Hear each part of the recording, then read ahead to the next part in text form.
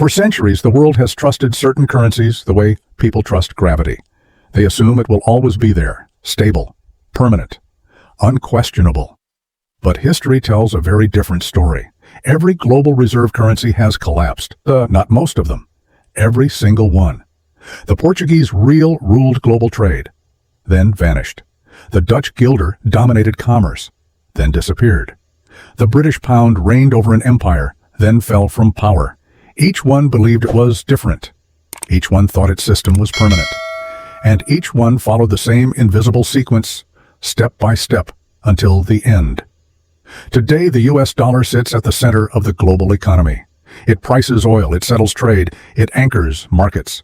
It feels untouchable. But here's the part almost no one wants to talk about. The dollar didn't escape the pattern, it entered it. The dollar became the world's reserve currency in 1944. That was more than 8 decades ago. And right now, not in the future, not in theory, the dollar is deep into stage 5 of the same 7-stage cycle that destroyed every reserve currency before it. This isn't a prediction. It isn't politics.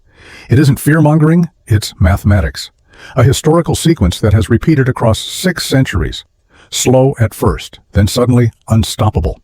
The real question isn't whether the pattern exists. It's whether we're willing to see where we are inside it, or whether we'll keep believing this time is different, right up until it isn't. Because once you understand the cycle, you realize something unsettling. We're not approaching the collapse. We're already inside it. And once you see the pattern, you can't unsee it. Every reserve currency collapse begins with the same mistake. Not weak armies, not empty treasuries, but belief. The belief that this time is different.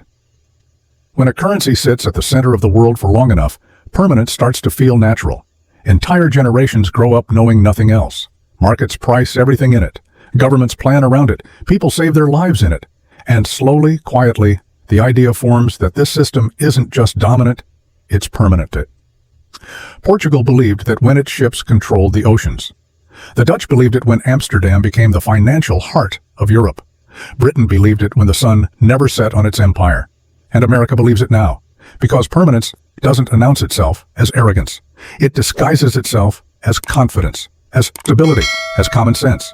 Why question the system that feeds you? Why doubt the currency that pays your salary, funds your government, and underwrites global trade? This belief is the most dangerous stage of all, because it makes decline invisible while it's happening. The currency doesn't collapse overnight. Nothing dramatic breaks. Life continues. Markets function. Stores stay stocked. And that's exactly why people miss it. By the time doubt enters public conversation, the foundations are already compromised. The debt is already too large. The deficit's already permanent. The incentives already broken. Every empire assumes decline looks obvious. It never does. It looks like normal life. Just slightly more expensive every year. It looks like stability, quietly eroding from the inside.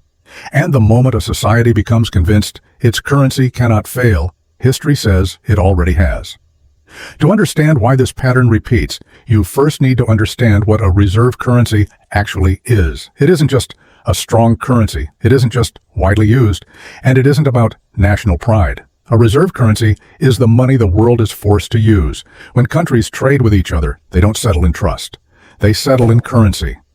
When oil is sold, when food crosses borders, when debts are paid, one currency becomes the neutral ground everyone agrees on. That currency becomes the reserve. It's what central banks stockpile in their vaults. It's what global commodities are priced in. It's what international loans are denominated in. When your currency becomes that standard, something extraordinary happens. The entire world needs your money, even if they don't need your products. To buy oil, they need your currency. To balance trade, they need your currency. To hold safe assets, they need your bonds. This creates what economists call privilege. But privilege is too soft a word. It's power. You can print money and exchange it for real goods. Other nations must work, produce, and export to earn that same currency. You can run trade deficits without consequence, because the world needs your money more than you need theirs. You can borrow cheaply, endlessly, because global demand for your debt isn't optional. It's structural. This is why reserve currency status is the ultimate economic weapon. It replaces armies with balance sheets, cannons with contracts. It's got 5K characters, and it's why empires fight to achieve it, and why they collapse once the cost of maintaining it becomes greater than the benefit. Because the same system that gives a nation extraordinary power slowly rewires its economy in ways that guarantee future failure. And once that process begins, it doesn't stop on its own. History doesn't hide this process. It repeats it, over and over.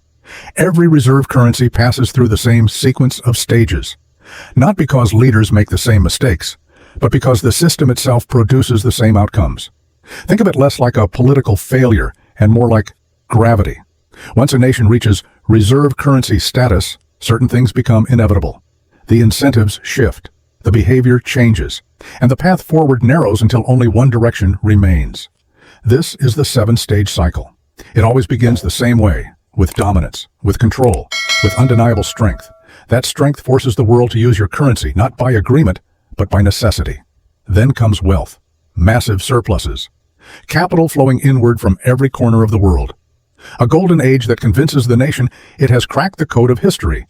At the peak, the world formalizes what already exists. Your currency becomes the official standard. The system locks in. And paradoxically, that moment of recognition becomes the beginning of decline. Because from that point forward, the world needs your money more than your goods. Production slows. Consumption rises. Deficits replace surpluses. Debt replaces discipline. And when borrowing reaches its limits, money printing takes its place. Confidence erodes, quietly at first, then visibly. Nations begin searching for alternatives, not out of rebellion, but survival. And finally, the replacement happens. Not with a speech, not with an announcement, but with abandonment. The world simply moves on. 7 stages, 4 completed cycles, 6 centuries of evidence. Once a nation passes the midpoint, history shows no examples of reversal, only variation in speed. The only question is never if. It's where you are when you realize it. And right now, that's the question facing the dollar. Every reserve currency is born the same way, not through trust, not through innovation, but through control. Before a currency can dominate global trade, its nation must dominate the roots trade depends on. This isn't about raw military strength. It's about controlling the arteries of the world economy, the narrow passages where commerce has no alternative path. Ports, straits, canals, sea lanes. Whoever controls those controls trade. And whoever controls trade decides which currency matters. Portugal was the first to understand this. In the 15th century, while most of Europe stayed near the coast, Portuguese ships crossed open oceans. In 1488, they rounded the Cape of Good Hope, opening a sea route to Asia that bypassed Ottoman-controlled land routes entirely. That single breakthrough reshaped global commerce. Portugal didn't just trade through these routes, it militarized them. Fortified ports appeared at strategic choke points across the Indian Ocean and beyond. Goa, Malacca, Macau, Mozambique. These weren't markets, they were armed checkpoints. If you wanted spices from Asia, you paid Portugal. If you wanted to trade in those waters, you used their currency. If you refused, your ship was seized or sunk. The Portuguese real became an international currency not because it was better, but because cannons enforced it. The Dutch followed the same pattern in the 17th century. Their East India Company wasn't just a business, it was a state-backed military force. Trade followed power. Britain later perfected the model. And after World War II, the United States inherited it. This is stage 1, overwhelming control of global trade routes. Once a nation reaches this point, the rest of the cycle begins automatically. Wealth starts flowing in, not slowly, not evenly, but relentlessly. When trade is forced through your system, you capture the spread. You buy goods cheaply at the source and sell them dearly at the destination.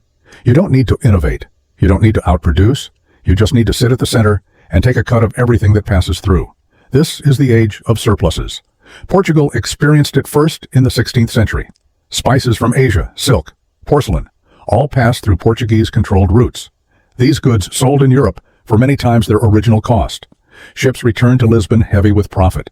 The trade surplus was so large that the crown could fund its government without heavily taxing its own people. To the outside world, it looked like genius.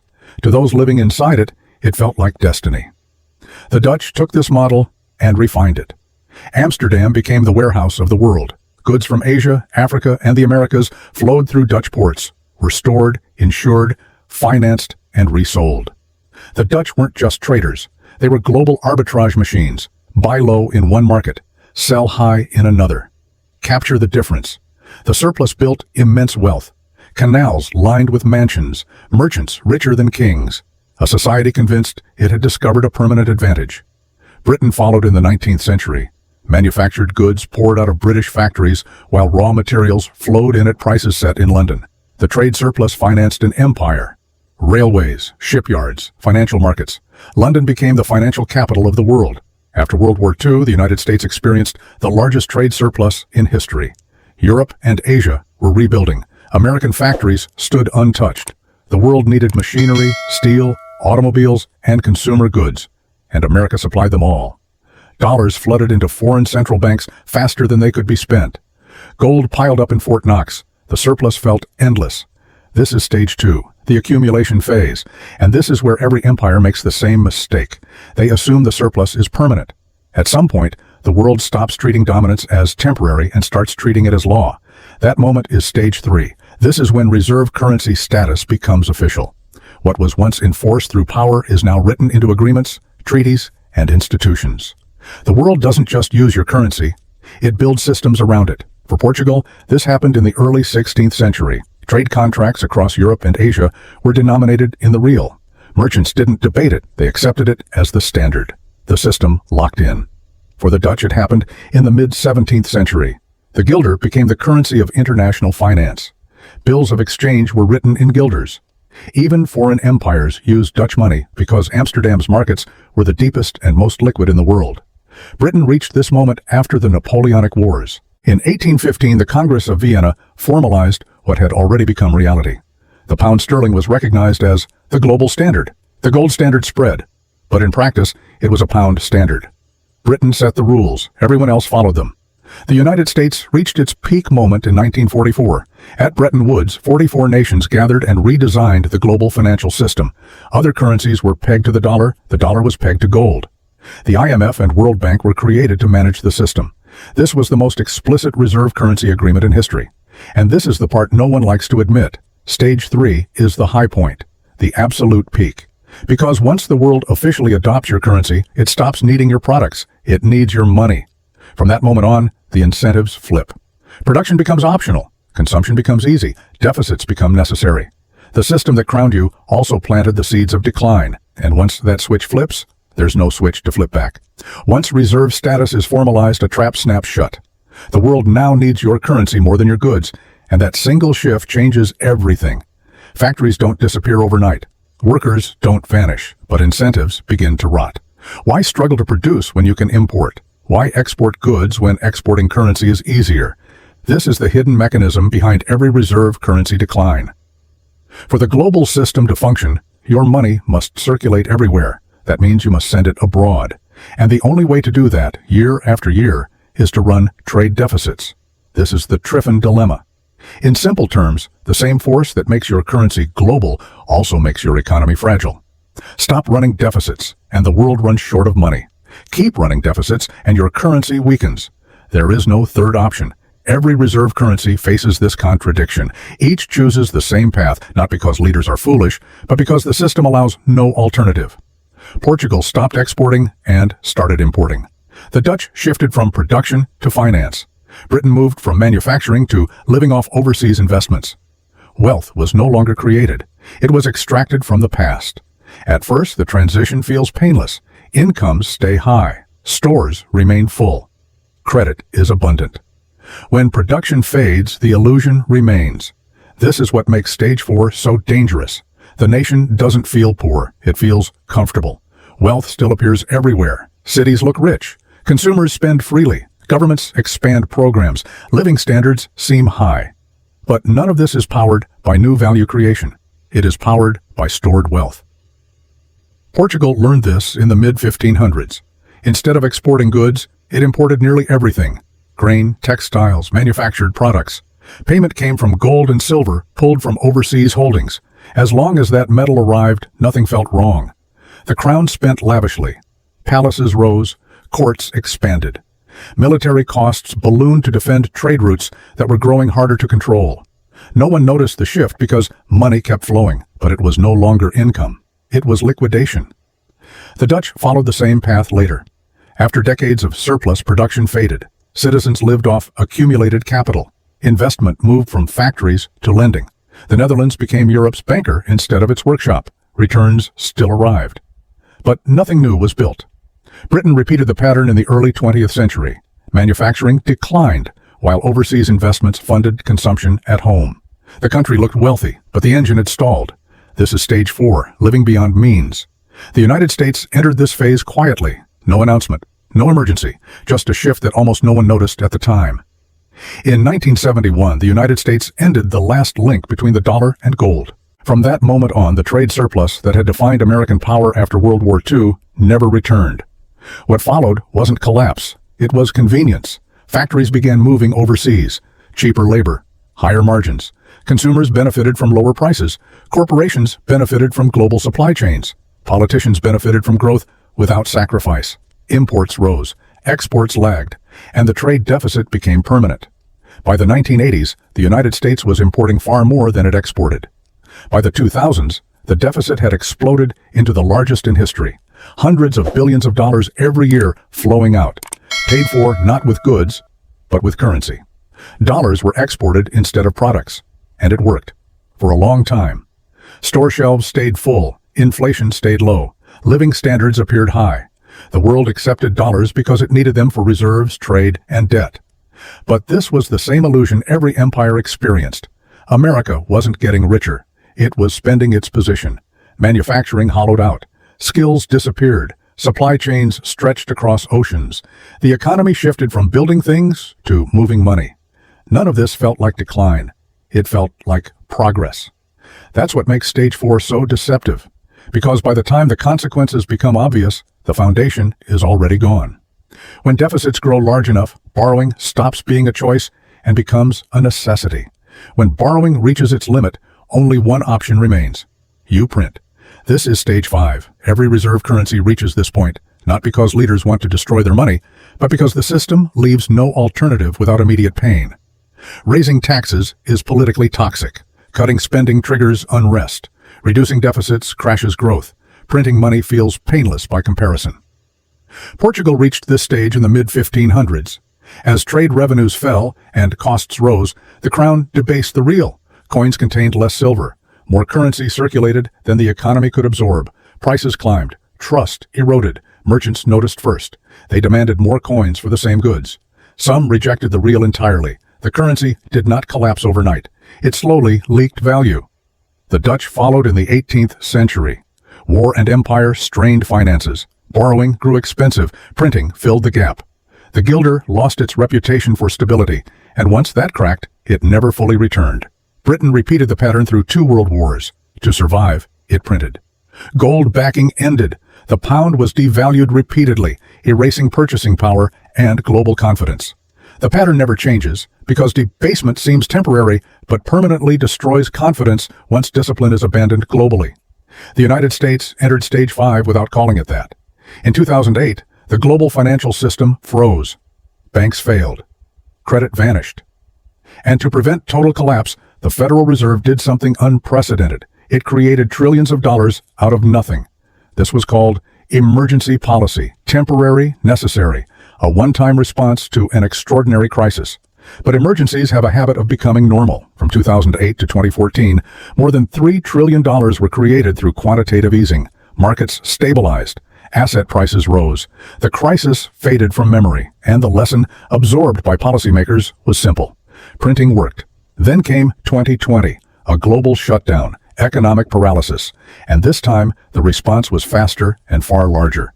In just 2 years, more than $7 trillion were created. Stimulus checks, corporate support, government spending on a scale never seen outside World War. The money supply exploded. At first, it felt like relief. Then prices began to rise. Inflation wasn't framed as debasement. It was called temporary, transitory, a supply issue. But history has seen this language before. The effect was familiar. Every dollar bought less. Savings quietly lost value. Wages lagged behind prices. And because the dollar is global, the consequences didn't stop at America's borders. When the Fed prints, inflation is exported. Other nations holding dollars watch their reserves lose purchasing power in real time. This is what debasement looks like in a fiat system. Not clipped coins, but diluted value. Stage 5 doesn't announce collapse. It announces strain. And strain is when confidence begins to fracture. Slowly, then all at once. Confidence doesn't vanish overnight. It erodes. This is Stage 6. It begins quietly, far from public debate. Not with protests or headlines, but with balance sheets changing behind closed doors. Central banks start adjusting their reserves. Trade agreements quietly shift terms. Alternatives are explored, not announced. Portugal saw this first in the late 1500s. Merchants who had accepted the real for decades began asking for Spanish silver instead, not out of rebellion, but prudence. They had watched debasement eat away value, and they acted accordingly. The Dutch experienced it in the 1700s. The guilder was still used, still respected, but no longer trusted as the unquestioned standard. London replaced Amsterdam as the center of finance before most people realized a transition was happening. Britain's loss of confidence was faster. After World War II, massive debts and repeated devaluations shattered trust. In 1949, the pound lost nearly a third of its value overnight. Nations holding pounds learned a brutal lesson. Within 15 years, the world had moved on. This stage always looks the same. The currency still functions, markets still operate, governments insist stability remains. But behind the scenes, exits are being prepared. And once confidence breaks at the institutional level, it never fully returns. That's where the dollar stands now, not collapsed, not rejected, but quietly questioned. And history shows that once the questioning starts, the countdown has already begun. The signs are already visible, if you know where to look. Nations are not abandoning the dollar in anger. They are doing it quietly, carefully, gradually. The way you leave a building you are no longer sure is safe. China began reducing its dollar reserves years ago. At the same time, it accelerated gold purchases. Not dozens of tons, but thousands. Official numbers tell only part of the story. Unofficial estimates suggest far more. Gold does not default. It cannot be sanctioned. It cannot be printed. Russia moved after sanctions in 2014. Treasury holdings were liquidated. Dollar exposure was cut sharply. Reserves shifted into gold and alternative currencies. This was not ideology. It was survival. Then coordination followed. Brazil, Russia, India, China, and South Africa began discussing alternatives to dollar-based trade. Not as protest, but as insurance. In 23, they announced plans for a shared settlement system. Incomplete by design, the signal mattered more than structure. Even the petrodollar foundation cracked. Saudi Arabia accepted yuan for some oil sales to China, quietly and selectively. Central banks followed. Dollar reserves declined steadily, drifting into euros, yuan, and gold. This is stage 6, preparation, before transition accelerates across global finance. Stage 7 never arrives with an announcement. There is no vote, no summit, no declaration that the old system is over. It ends the way trust always ends, through absence. At some point, merchants stop pricing contracts in the old currency. Banks stop settling large trades with it. Central banks stop treating it as a foundation and start treating it as exposure. The Portuguese real didn't collapse in a single moment. It was slowly replaced by Spanish silver. Merchants preferred coins backed by active minds over a debased currency backed by memory. Within 2 decades, the real was irrelevant. The Dutch guilder followed the same path. As Britain's industrial power grew and London's markets deepened, trade naturally shifted. No one needed to ban the guilder. They simply stopped choosing it.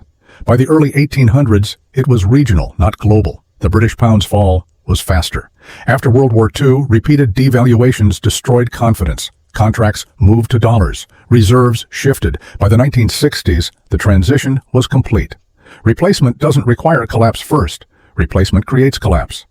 Once a new standard gains momentum, the old one loses demand. And when demand falls, value follows, quickly. This is the phase everyone thinks they'll see coming. They never do, because by the time stage 7 is obvious to the public, the decision has already been made elsewhere. And when that decision spreads, the exit doors close faster than anyone expects. So what replaces the dollar? That question always appears at this stage of the cycle, and history gives an uncomfortable answer. There is never a clean successor waiting. When the Portuguese real collapsed, it was not replaced by design. Spanish silver took its place because Spain controlled massive, continuous production. When the guilder declined, Britain did not declare a takeover. Its industrial output and naval power made the pound unavoidable. When the pound fell, the dollar replaced it not through diplomacy, but because America held most global gold and the only intact industrial base. Replacement follows power, not intention. Today, no single currency meets every requirement. China has production and trade surpluses, but lacks military control of global routes. The yuan is not freely convertible, and capital controls limit trust. The euro is widely used, but Europe remains fragmented. Different debts, different fiscal rules, one currency, Many governments. Under pressure, that structure strains. Gold is rising again. Central banks are buying at the fastest pace in decades. It cannot be printed or sanctioned, but it cannot scale to handle daily global trade alone. The most likely outcome is fragmentation, with regional currencies, trade blocs, and instability replacing global monetary order. And messy transitions are where real damage happens. What makes this cycle different isn't the pattern, it's the scale. Every previous reserve currency collapse was contained. Regional. When the real fell, it hit Portugal and its trading partners. When the guilder declined, Northern Europe absorbed the shock. When the pound lost its status, Britain and the Commonwealth suffered. But the world moved on. The dollar is not regional. It's everywhere. Global debt is denominated in dollars. Commodities are priced in dollars.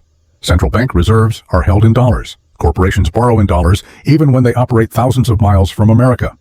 Over $70 trillion in global bonds alone are tied to the dollar.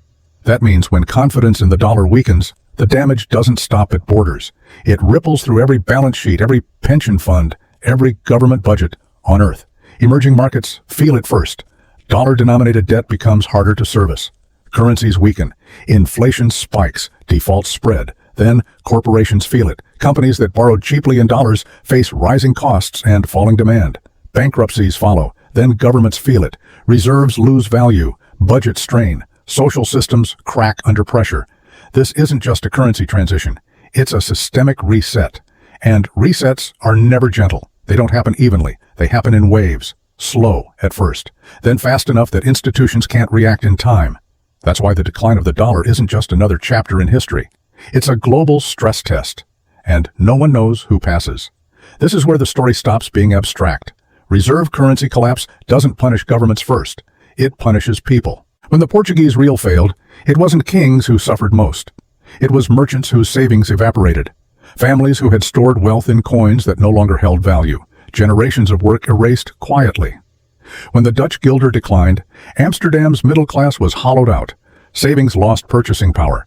Investments denominated in the old system stopped protecting anyone. When the British pound fell after World War II, an entire generation was impoverished. Pensions paid in pounds bought less each year.